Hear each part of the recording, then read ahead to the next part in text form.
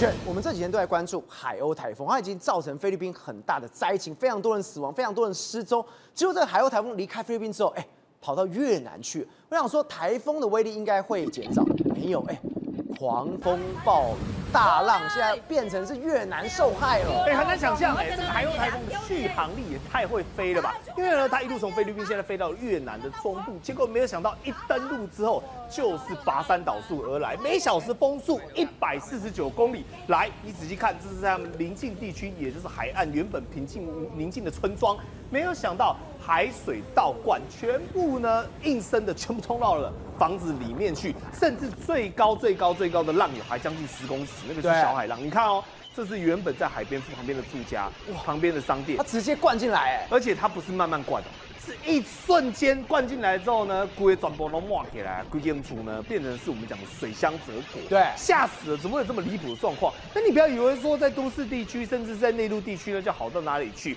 因为它除了带来的豪大的雨量之外呢，它还有强风。你仔细看，铁皮屋跟 hemp 赶快一层皮这样就直接被扒掉，直接被吹翻了。对，扒掉一层，然后就连饭店外面的玻璃哦、平地哦，哇，这个太夸张了，全部都应声倒下。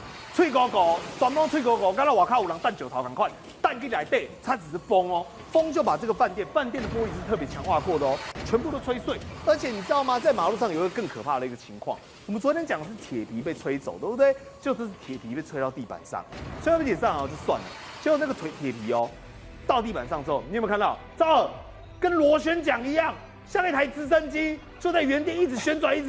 这个人被打到，根本跟血滴子没两样。而且你仔细看，再看一次那个画面哦，你就看画面突然间有一点火光，有没有？对，来旋转，砰一个，你看摩擦到地板，甚至是火花都擦出来了，太可怕了吧？真的是血滴子。你如果人哦，或者是有动物经过，马上被削肉如泥。还有在风雨之中呢，是有电线哦，因为不堪这样子侵扰。你有看到嘣嘣嘣？那个不是打雷，有看到突然闪火光，那是因为它的电线杆哦，直接被弄到断裂，有没有？冰冰凉凉，车子过去之后，电线走火，因为风太大了。那很多汽车呢，就在路上哦，遇到一大堆这种夺命的血滴子跟铁皮。所以你看哦，原本那台小白哦，还很可爱，倒退路了。你知道倒退路吗？因为它前面铁皮哦到处割，恐怕那台车子也挡不住。但是呢，还是有些冒险犯难的勇者，比如说这种机车骑士。干嘛啊？他硬要骑在路上。那你看哦，人站在那边，本来是要硬撑着自己摩托车，后来直接放弃治疗，人赶快跑了。为什么？来，你看到，本来摩托车是往左倒，直接去撞，他撞墙对，他是人下车，本来是要撑着那台机车，后来撑不住了，他就往墙边跑。墙边跑之后呢，风势太乱，直接把他吹避墙边撞。然后你看那个机车跟有幽灵一样，本来要往左倒，对不对？阿丘把赶快。